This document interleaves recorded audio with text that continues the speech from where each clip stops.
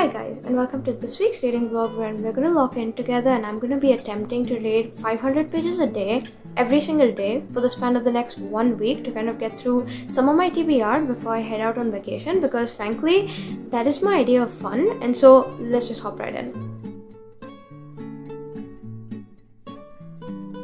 So now for context, I will be audiobooking some of the page count throughout the span of the rest of the video, because if I were to actually sit down and read 500 pages a day, I'd have to probably lock in and spend my entire day doing that because I'm not that fast of a reader. And if I were to do that, it would make sense and it would definitely happen and would work probably, except I do have exams this week in college and I do need to be studying and putting aside some time for those as well, which is why it's not such a great idea. I don't even know why I'm doing it this week. I just felt like it, kind of put myself up to a challenge, which is why we will be audiobooking some of the page count together. So if you're one of the kind of people who believes that audiobook reading does not count as reading, then you might not enjoy the rest of the week. But regardless, for me, because I do listen to my audiobook sped up, I know I'll be able to hit the 500 page count easy, because what I was thinking is that we can try spending the next 1 week kind of establishing like a fine-tuned balance between audiobooking and reading on my Kindle and whatnot, especially because I read a bunch really quick on it and try to get through a page count every single day that way. For today specifically, and today's 500 pages, as you can tell, it is later in the day and I'm here for my first update already, because I got sent this one audiobook, one of my most anticipated releases for this year, as an ARC. It comes out tomorrow, which is why I need to get it out of the way anyhow today. And because I did have to go for a college exam today and I got caught in rush hour traffic both ways because I live really far from college, I managed to listen to a decent chunk of the audiobook on my commute, and then this evening I continued listening to the point where I don't have a lot left and the total book count, the page count, is about 430 pages. So right now I'm thinking I want to have dinner and then come back in, lock in and listen to the last 1 hour that I have left of the audiobook, finish it out, and then the remaining 70 pages that we've got, start something on Kindle, because I love always reading something before I go to bed every night. I find it really soothing and relaxing and comforting. And so what I was thinking is that's how we'll be hitting our page count today. We're definitely hitting it. It's just for right now I don't have either of the updates to give you on the books because I'm not done, which is why now I'm gonna go have dinner, finish out my audiobook first, then lock in on the last 70 pages on Kindle, get my 500 pages done and update. But basically we're still hitting it today, do not worry about that. I'm not going to fail on the first day of the challenge. And so let's just see how hard it's going to keep getting every day, because there was still quite a bit of listening I had to get done, and I'm a bit scared considering that 500 pages is quite the feat for, you know, daily progress, but it's happening anyway and I'm so ready for it to happen because I have so many books that I need to get reading with that this is literally the best way to kind of tackle the TBR and put myself up to a challenge, and that's what we're doing this week. So let's just jump right in. I'll see y'all in a bit once I have my first update, and that's it for this intro, I guess.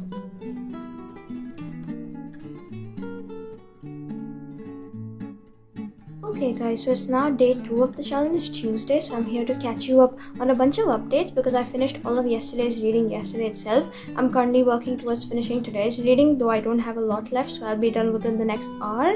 And then we'll have to figure out what I'm doing for tomorrow, because I do have an exam and, you know, half the day will go away in all of that. So basically for yesterday specifically, like I said, I was listening to an audiobook which was just 70 pages short of our goal. So I managed to finish that, get to 70 pages of our book, the next one. But firstly, about the audiobook that I did finish, this one's called Hope Rises. This is the second one in the Walter Nash series, and this has been one of my most exciting reads for this year, partly because I actually read the first book back in November when it was sent to me, and it just ends on the biggest cliffhanger ever. So I just knew that I wanted to like rush through this, and so when I figured out a couple of weeks ago that it was sent to me, I just knew that this is going to be on my priority TBR. So firstly, thank you to the publishers for my copy, but second, now that I am done with it, I'm a little bit disappointed. So first I'll give you a plot and then I'll give you my thoughts. The summary of this one, basically we follow Walter Nash, who works this like very high powered job, and that's the summary of the first one, by the way, because I'm not trying to spoil this for you.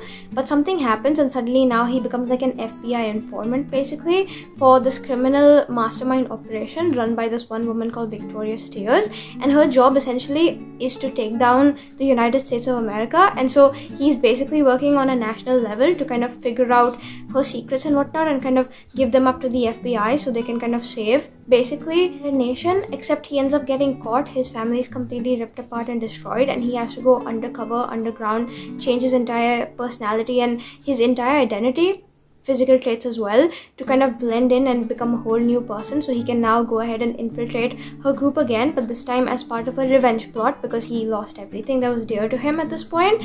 Except now when he's gone back and infiltrated into the circle, this book shows him kind of working towards becoming one of the highly ranked people in the circle to get her to trust him enough to like backstab her. Except as all of this is happening, he's suddenly changing his mind about things. We have like a new villain who's introduced. There's like a romantic subplot and whatnot, and all I'll say is, for me personally, the allure of the book, the first one, was that it was high stakes and it was really crazy. A lot of insane things were happening that you wouldn't have expected, like plot wise and stuff. And this one, I feel like the author kind of took like the easy exit out, changed a couple things up, added a bit of romance that was very unnecessary in my opinion, to kind of again switch up things in the plot. Did not stay true to the first book in my opinion, and made this book. So I feel like personally I just did not enjoy the plot of this overall. A couple things that were changed in the book that just didn't make sense, because again, in the first book you have again the thrill of the stakes but also like a formidable enemy, and here we have justifications and like someone else coming in, and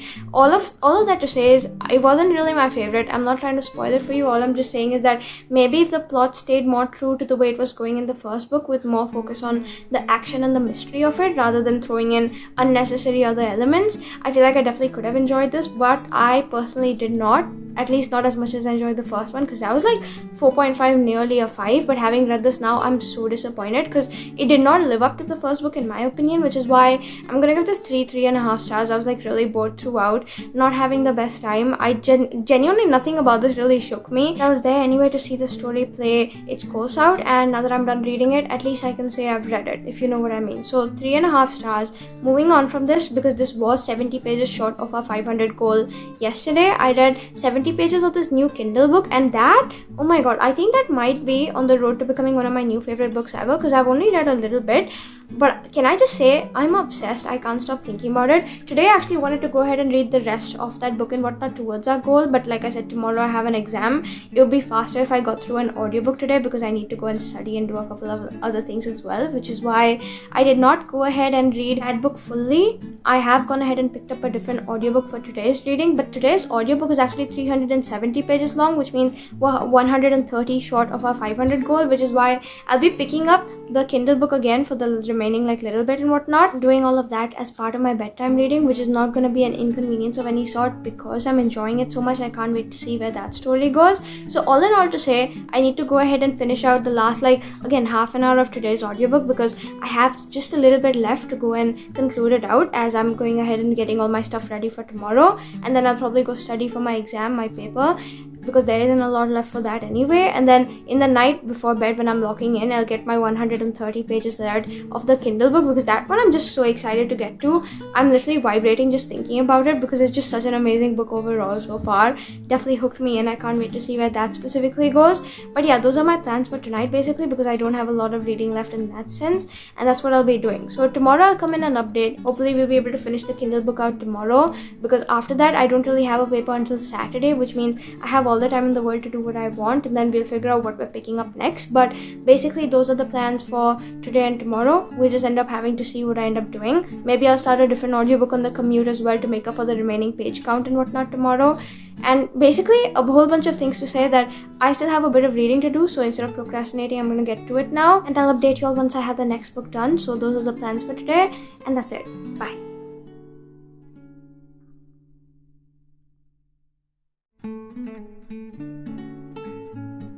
Hi guys, so it's the next day and it's update time, because I have again a bunch of things to say. But to start off with, for book 1 of yesterday, the audiobook that I ended up listening to, I ended up going ahead with the next book in the Dungeon Crawler Carl series, because I read the first one a couple weeks ago. Literally haven't stopped thinking about it. I had so much fun, and so I figured I'd go with this one, and I believe this is called Carl's Doomsday Scenario. And it's very interesting because the first book we basically follow Carl, the guy, and his ex-girlfriend's cat, Princess Donut, as they kind of get stuck in this like post-apocalyptic end of the world sort of video game, and the only way to kind of live is to push through and keep surviving each of the levels as they kind of make their way across, except no human has ever made it beyond like level 13 or something like that, and then there's 18 levels to the game, with the twist that each of the people who are trying to make it through the levels, they're called crawlers, and they're kind of like influencers almost, you can call it. They're kind of live streaming their process as they're trying to survive, so it's kind of like the apocalypse being televised, except also they have to stay relevant on the charts in terms of like fans and likes and stuff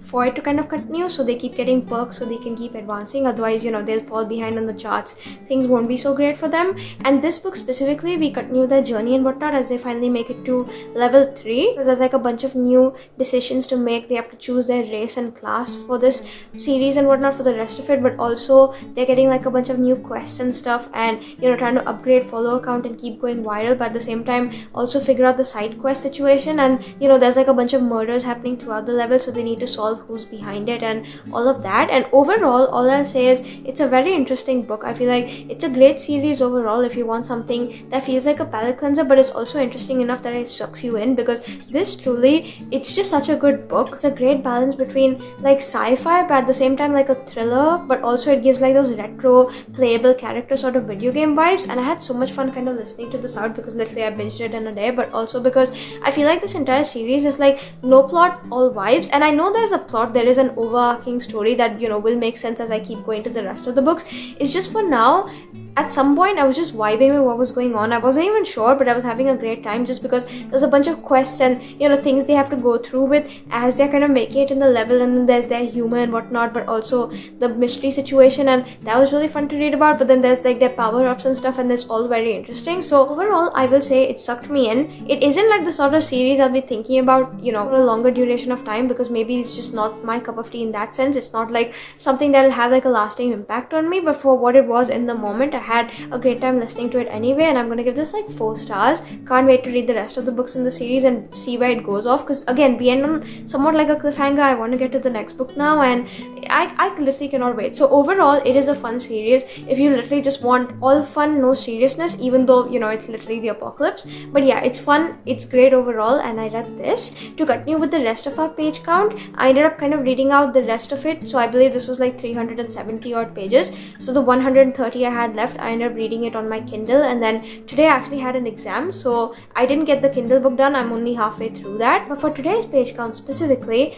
I haven't read a single page today, and do not come after me because I will catch up. It's just I had my exam, I got back home later in the afternoon today, and then again I rested for a little bit and then went back out in the evening because I had plans, and I only got back home like a half hour ago. And I know it's late, but the thing is, now I can literally just lock in and keep reading and pull some sort of an all-nighter to hit our 500 pages, even though it'll kind of extend into tomorrow, because my next paper is on Saturday. I have a couple of days for it, so it's not like the end of the world, but also because I'm kind of invested in our Kindle book to see where it goes, because I only have like 240 pages or something like that left roundabout on it. And so I was thinking for today's page count, I will go start reading for it right now, but I was thinking I'll read like the last remaining bit of my Kindle book, the favorites, finish that out. And I was also thinking the remaining page count, because we'll still have 260 pages left, I'll listen to the next book in the Addicted series, because that perfectly lines up. It's just the right page count. I think it's a little over 260, but that's still perfect because we'll hit our 500 and go a little beyond, which is perfect for me, which is why that's what I'll be doing right now. And I'll update you all, I guess, tomorrow now directly once I actually get all of these books read. But those are the plans for tonight. A couple books to be read, but I will be able to do it. I'm not even like scared in the slightest, because I'm enjoying both of them, or at least I'm loving the Kindle book, and I know I enjoyed the Addicted series book 1, so I can't wait to see what happens in book 2, and that's what I'll be doing tonight. So those are my plans. I will catch up on today's 500 pages. It's definitely happening. Tomorrow I'll be back and recharged for tomorrow's 500, so don't worry about that. It's just I need to do a little catch up before that, and that's what I'll be doing right now. And so update y'all in a bit, see y'all in a bit. Hopefully I'll get my pages done by then. And yeah, it's getting a little stressful, but that's only because today again was a busy, hectic day, and the rest of the week won't be like it again, so it's fine. It's not gonna be the end of the world, and I'll see y'all directly now in a bit. So that's it. Bye.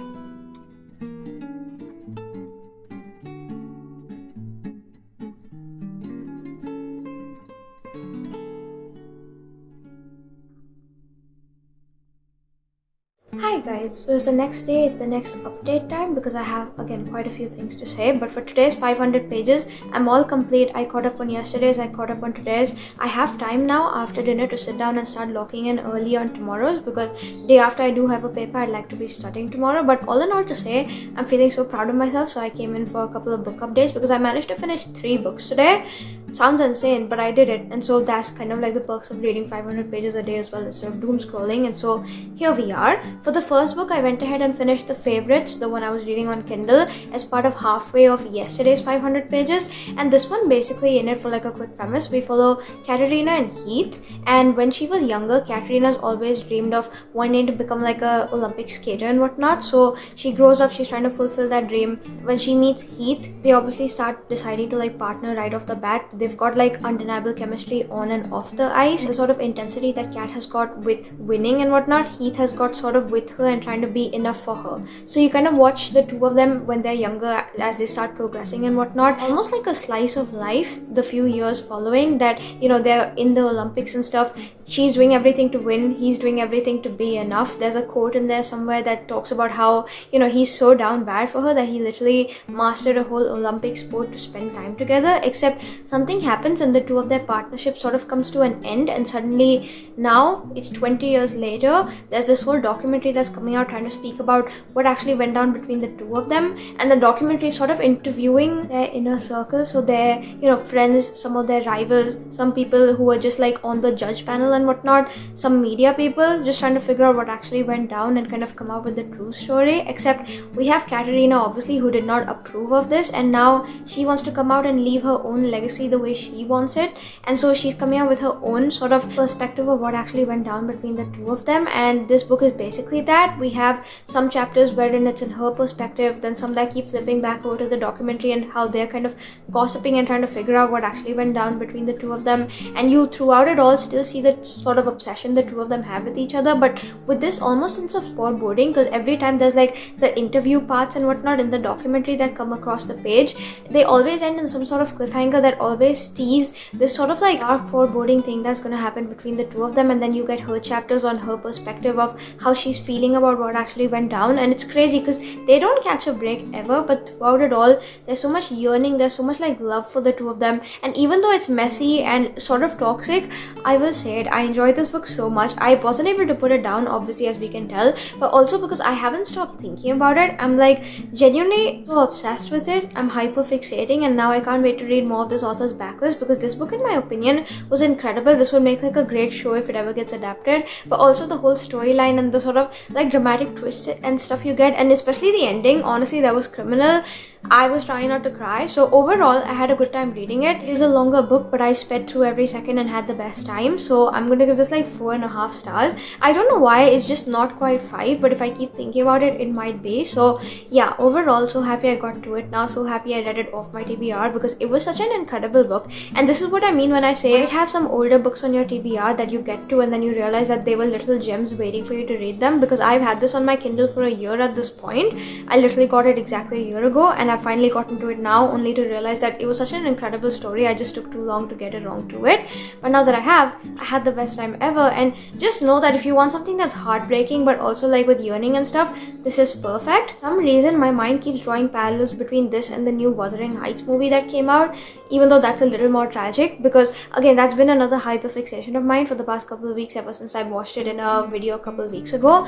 And so I don't know if it was intentional or not, but that just makes the book better. And so in my opinion, if you want something that will definitely keep you on the edge of your seat, but it gives you like a fun mix of like a bunch of different genres, this is really good. And while I'm not really the biggest fan of like ice skating and stuff, any sort of sport, I don't really care about it, this got me immersed to the point where these people are so real in my head, everything going on around them, it's insane, and I had the best time reading. So there was this. Second book that I ended up getting to for yesterday to kind of hit our 500 page mark was the next book in the Addicted series. And for context, this one's called Ricochet, but I won't tell you too much about it because I'm trying not to spoil. So for like an overall premise of the Addicted books, especially the first one that I've read, you follow Lily and Lo, who both have their own separate like addictions and stuff, and instead of overcoming it, they start faking this relationship to pretend to their family that they're all right, so no one like questions it, but at the same time they're like enabling each other to continue pursuing their addictions. Except now in book 2, there's things kind of come to light towards the end of book 1, and so in book 2 you kind of watch their recovery process, and they're both separately like off in different places trying to recover. There's like a 90-day situation going on wherein they have to stay apart for those 90 days but also work on themselves to getting better. And so here we follow Lily, obviously trying to improve and work upon herself, but also you're watching her connection still with Lo, and even though they have like a almost like dysfunctional relationship, it still works because again the two of them are so in love that, you know, they're perfect for each other. They just need to like fix themselves, kind of like a reverse My Boy Only Breaks His Favorite Toys, except in a weird off way and in a sort of romanticized way, but it works in this story. And so in Lily's perspective, you're obviously watching her and Lo and their sort of relationship kind of still going strong despite having to be 90 days apart, and he's in rehab and she's, you know, with a therapist working through her issues and stuff. But you're also getting to watch her with a different bunch of characters, their friend group and whatnot, their cast of people, as they're all trying to like help get everyone recover and better and whatnot, because again they're just such amazing people throughout, and you're watching their connections and stuff. And overall I feel like this was a good book, but it definitely felt like really filler sort of as well at some moments, which is why I'm gonna give it like 3.5 stars. I didn't hate it, I just had like a sort of like mid-time reading it because I came for Lily and Lo and I definitely got, it's just some bits of it weren't like catchy enough because it didn't feel like a lot was happening, but it was very important in their recovery process. And now can't wait to read the next one, which is going to be like a bigger full-length book. I think it's like 600 pages, but it's going to be so worth it because you finally get to see the two of them together and whatnot, and I've been waiting, so I can't wait to get to that. And for today's book on audiobook, I ended up listening to this one that was sent to me. I'm not really sure what the title is, which is so funny because I read the whole thing, and this is like 496 pages, just short of our 500, so the last 4 pages I'll go read on Kindle right now and whatnot. Apart from that, I did go ahead and finish this. I think it's called A Mother's Guide to the Apocalypse. Thank you to the publisher for my copy, and it was sent a while back. And the way my brain works is that every time I get like an audiobook or something, I end up downloading them to my phone to like listen to later, except I'm really slow at listening to them and getting back to them, to the point where now I have like a whole bunch of random audiobooks taking up like phone space and stuff, and I'm feeling guilty about deleting them because they were sent to me. So I'm actually trying to make my way through listening to all of them so I can delete them after I'm done listening, get my phone space so I have like photo storage when I go on vacation, but also to kind of figure out what the book was about, because, you know, someone actually went out there and sent it to me, thought I was deserving of it, which is why I went ahead and read this one next. And again, this is just short of 500 pages, like barely, so I feel like it perfectly hits the mark on our today's goal and whatnot, because for this storyline we basically follow this mother, and she's sort of like out of touch with reality, except something happens. There's like a burglary in her house one day, and suddenly she's open to like the evils of the world sort of, and how people are struggling out there, and politics between like different nations and whatnot coming into play. There's wars, there's natural disasters, the world feels like it's coming to an end, the apocalypse is upon them. And so she's starting a bunch of like doomsday prepping. She's getting obsessed with that, and she's sort of writing this like journal out for her daughters. She's got 3, she's got triplets, as a guide on how to survive the apocalypse, because they'll be left with a world that's almost in shatters and ruins afterward, and she just wants them to be okay. Except something happens, and they're in LA by the way, and there's like a flash flood, and suddenly she disappears, and so it's just her daughters and her husband left behind. And so they end up relocating to the UK, and now 20 years later we follow the perspective of her grown-up daughters as they actually find that journal of hers that was speaking about how they should survive and whatnot, tips and tricks and whatnot. Except now as they're going through it, they keep getting like clues and stuff that might lead to the fact that she might be alive, and everyone that they know is lying to them, and they were raised different, and there's like a bunch of like messy situations happening all around, conspiracy theories basically.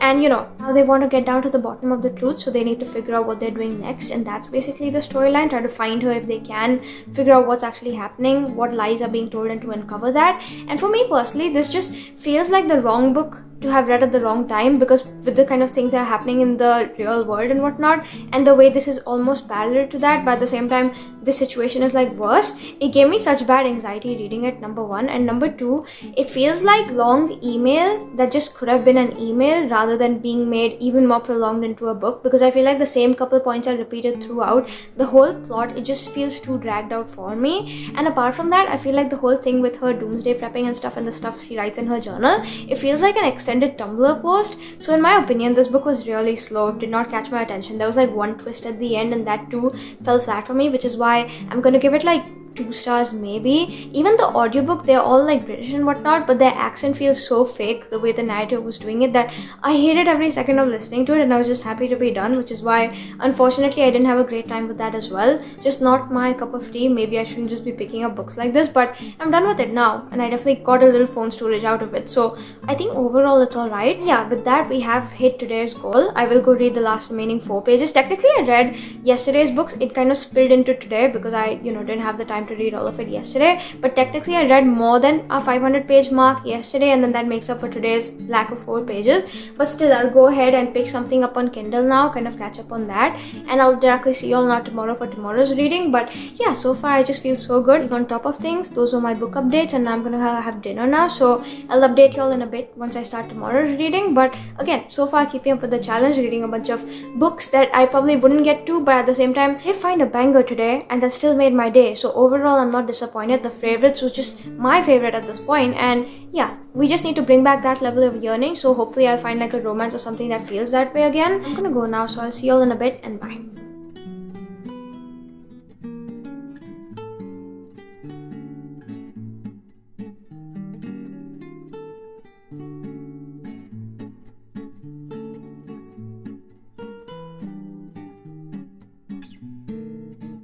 It's now update time for the next day because I'm done with my reading for the day. I'm done with the day as well, and so here I am to update you on the books because I read over 500 pages today, and I'm done before like nightfall and stuff, so I feel so proud of myself because free will works in the sense that even though I said I'll read like 500 pages, I read like 600. Happy about it as well because my slump, even though I'm not enjoying the books, I'm still having the best time reading them and getting through the process of reading them, so I feel like it's completely gone, and I'm gonna savor every moment of it as much as possible because obviously no one likes a reading slump, but also if I'm in a reading mood, I'm just gonna keep reading even though I'm not enjoying the books necessarily, because listen, I'm in a reading mood and that's to be celebrated. To update basically, because I said I'll be reading like 500 pages every single day. I never said anything about reading beyond that and whatnot. It still counts for the challenge even though I read 600. I'm done with 2 books at this point, so we'll speak about those right now. The first one's called All's Fair in Love and Pickleball, and for some reason this reminds me of All's Fair in Love and Poetry. Sincerely, the chairman of the Tortured Poets Department, because it's been 2 years since that album came out. Honestly unreal, but this is nothing like it because for like a quick premise, follow Bex and Nico. Bex is actually working and struggling really hard to kind of save her late mother's pickleball sort of business. So she had this like place when she'd run like managerial offices and stuff. She had like a bunch of fields, so it's like a club where old people can come and play essentially.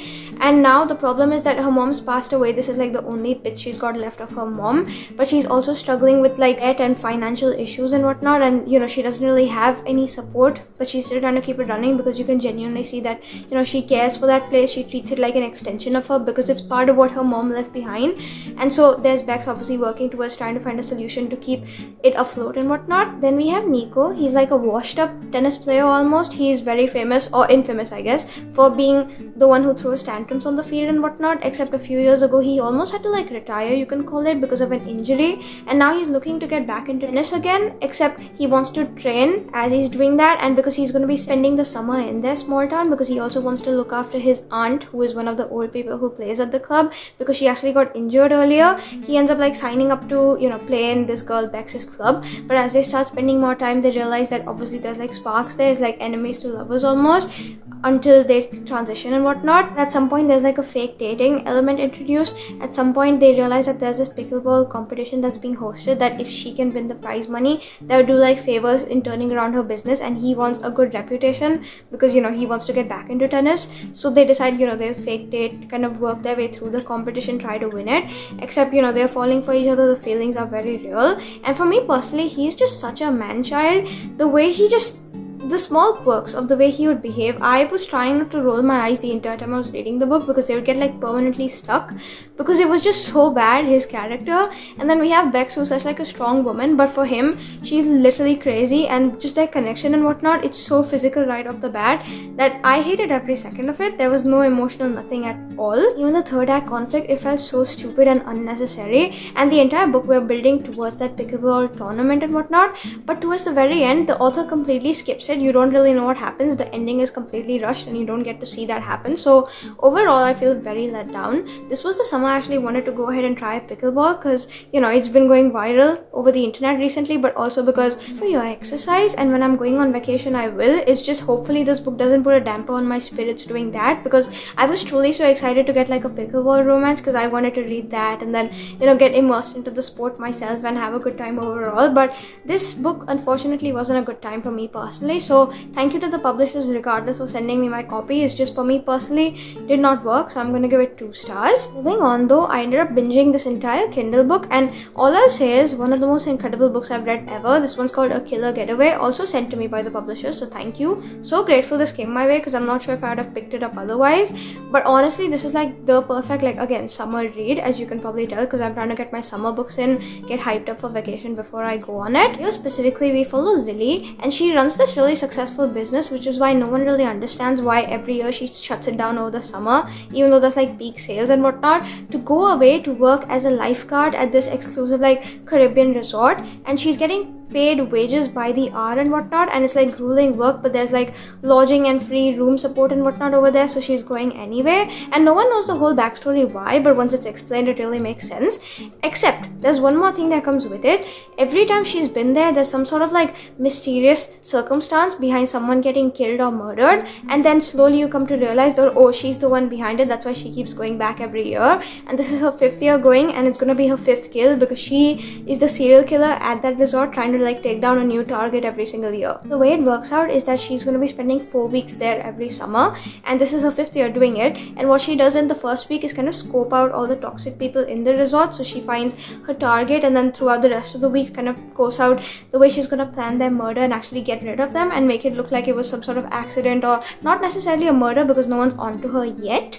Except this year, enter a new plot twist. It's going to be her last year at the resort for like reasons and whatnot, which is why she knows it's going to be equally as important to leave behind a legacy and put her mark on there by doing something drastic. She can't skip this year's kill. But also there's a new journalist guy called Daniel Black who's also come in, and he's like sniffing around, and he highly suspects her as number 1 on his list of who might be behind the deaths. So now she has to be really careful because she's under his radar, but also not for like murder reasons specifically. It's also for the reason that they are obviously attracted to each other, and so she wants to like kind of fool him into thinking that, oh, it's just attraction, there's nothing under, so he doesn't go and look into her background, investigate the whole serial killer thing, but she wants to get her kill out of the way as well. So it's very interesting, the combination of like romance and mystery in this, because you're trying to figure out why she's doing it and then if she's gonna get away with it, but also their connection, their romance, and what's gonna happen with that. And truly this is like one of the most unexpected books I've read, because I didn't see anything of this coming, specifically the last little ending and whatnot. I couldn't stop like flipping pages on my Kindle. My thumb was literally going back and forth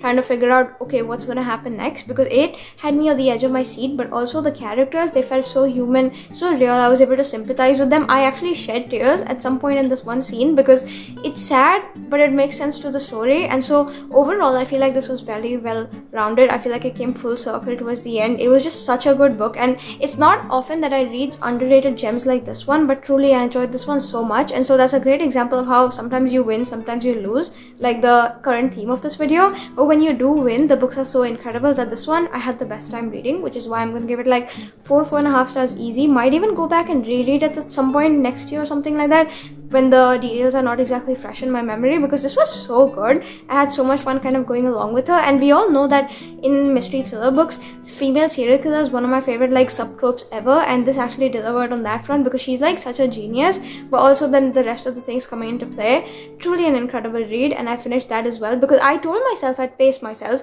but I guess that wasn't going to happen. That jumped right out of the window once I started because I literally couldn't stop. And so with that, we have read, I think both of them were 320 pages, 2 320 page books, to the point where now we have exceeded our 500 page count. We're at 640 pages today.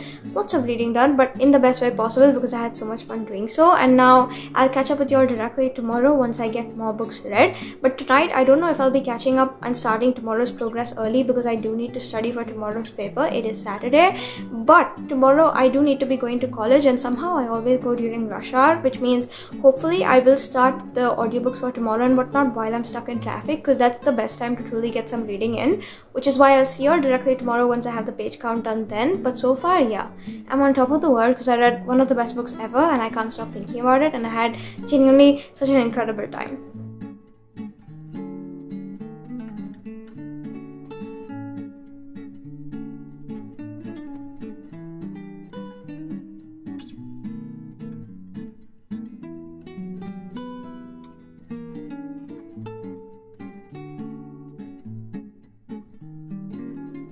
Hi guys, so it's Sunday the night I'll be posting this video, which is why it's time to update you on both the progress of yesterday and today, because despite the fact that I have like another paper tomorrow, my final one, I still locked in the entire weekend and got so much reading in to the point where now I managed to get through 4 books. I don't think I enjoyed a single, actually no, I enjoyed only one of them, but the rest of them I didn't really, but I still continued and persisted reading just because I was in such like a huge reading mood. Genuinely just binged these books, had the best time ever, and so there's no slump so far, which is why I'm just happy that I'm in my reading mood again, which is why I read all of these, exceeded the 500 page count on both days, and now I've come in to update about all 4 books because I have again a bunch of things to say. But for context, all 4 of these books were sent to me by the publisher, so starting off already strong. Thank you to all the publishers for all the books I'll be speaking about right now. The first one that I ended up reading is called Beneath the Hood. This one is by the same author who's written Hooked, and so I knew I wanted to get to it so I can read that series, but I didn't enjoy it, so now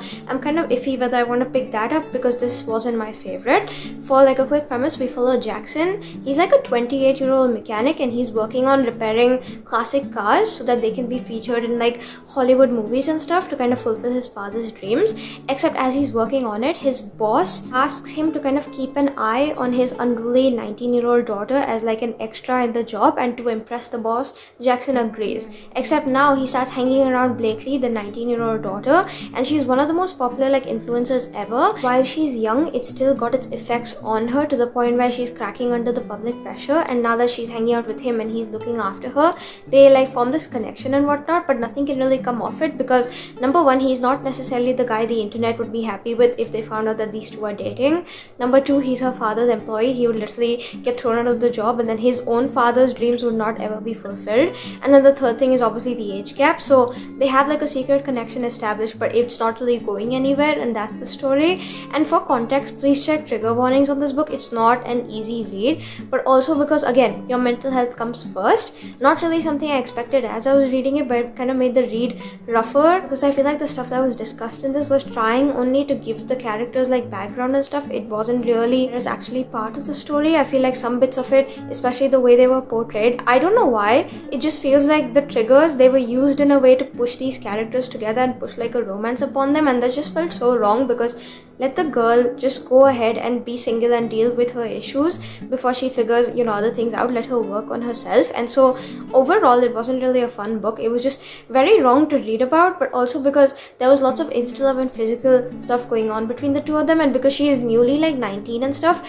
it still, I know she's an adult, but it still feels like wrong, their connection. It feels like why is this older guy kind of using her? So overall, not my favorite book. I didn't have like a great time, which is why I'm going to give it 2 stars. And so this one was the first one I read. Next one is called A Bride's Guide to Happiness and Homicide. I don't know why, that's kind of like rhyming, but not really.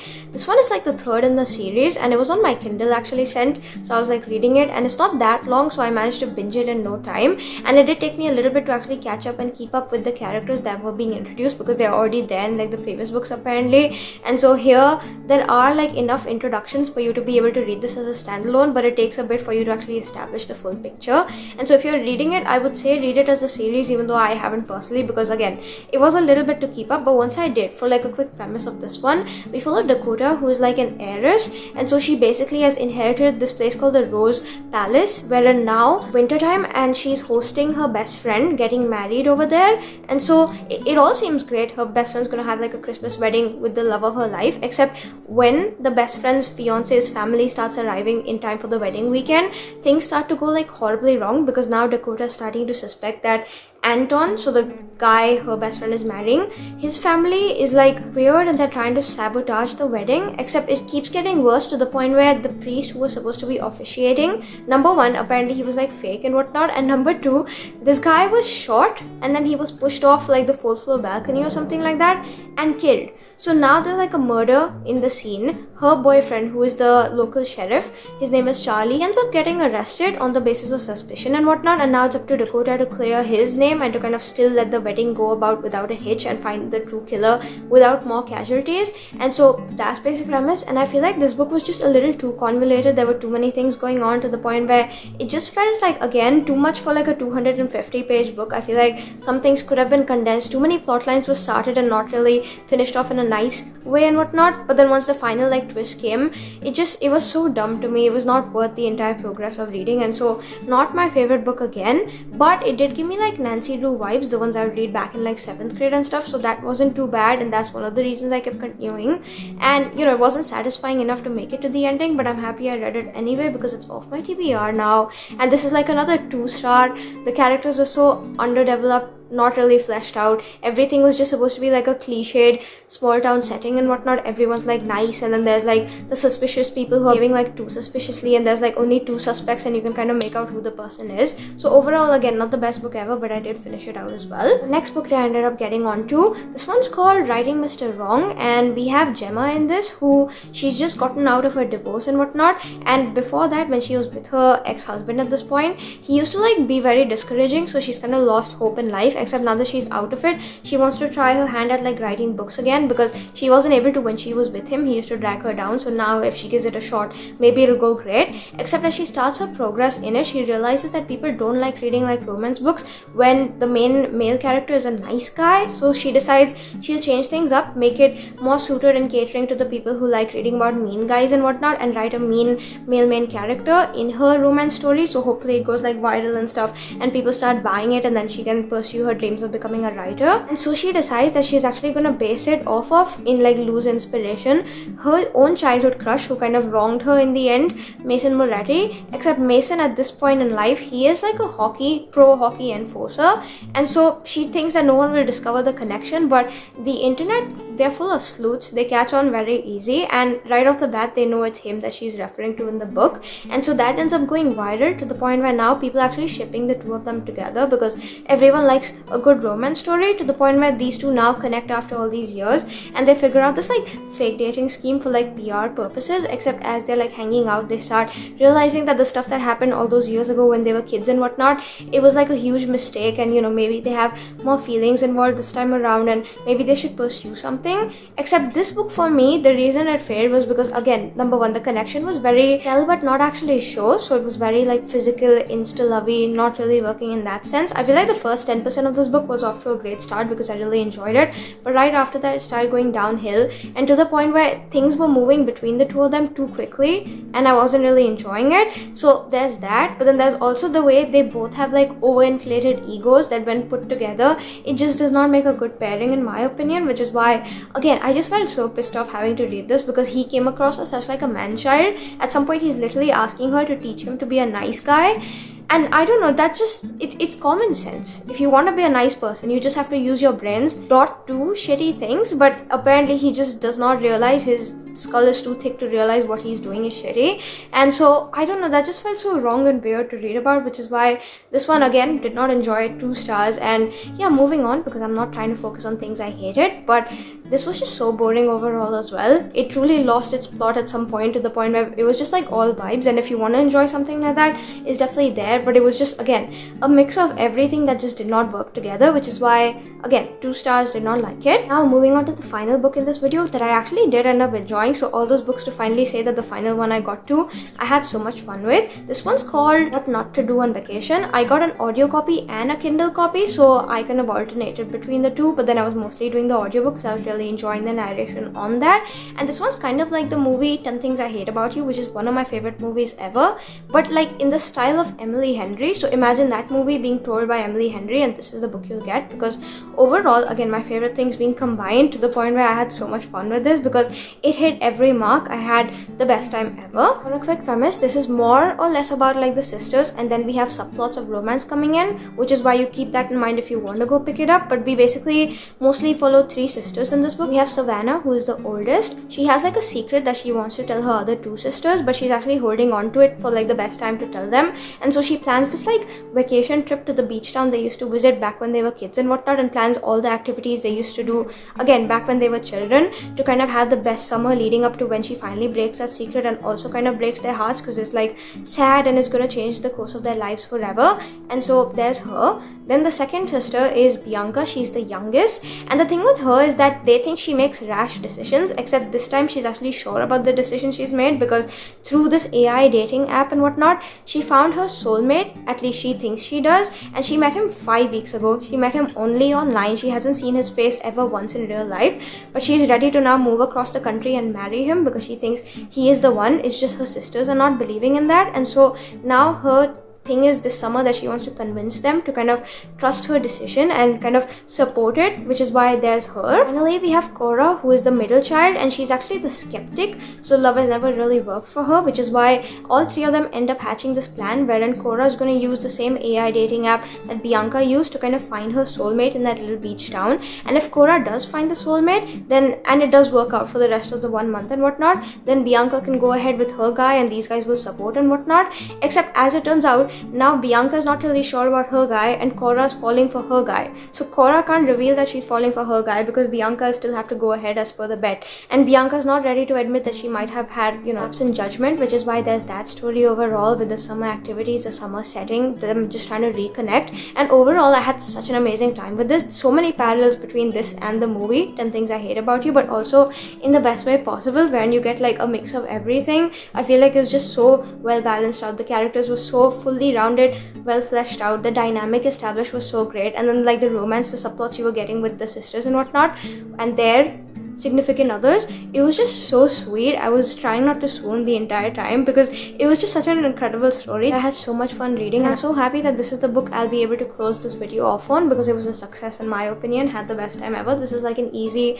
4.5 star book. It was just so good, and this has prepared me easy and great for vacation now, so I'm excited for when I head off and have hopefully a great summer experience like they did, because so far again it's just hyped me up in the best way possible, and this is the kind of book I was looking for the entire time as I was reading the rest of the book. So I feel like, again, perfect accomplishment achieved. And with that, we can also close off this video because this was the final book that I got to for today's 500 days of the challenge, and now we have reached the end of this vlog. I know it was hectic, I know it was all over the place, but regardless, hopefully you all still had a good time coming along with me attempting to read 500 pages every single day for the entire week. And to my shock, because I didn't actually expect us to pass the challenge successfully, we still managed to keep up and do it, which is why it's great. I read so many books this week, got them off my TBR, but also like balanced them with exam time and wasn't really scrolling on my phone, which is great. In my books, I had like the best reading binge sessions ever, and so I feel like this video got me on track to getting out of like a temporary reading slump, which is why again so happy I recorded this. But regardless, if y'all had a good time, like, comment, share, subscribe. YouTube things, you know how to do them. And since now we've reached the end of this video, I'll see you directly in next week's video, and until then, take care, stay safe. I hope you have a great rest of your day, and I hope you all really enjoyed this video as much as I did as well. So here we are, see you all next time, and now until then, bye.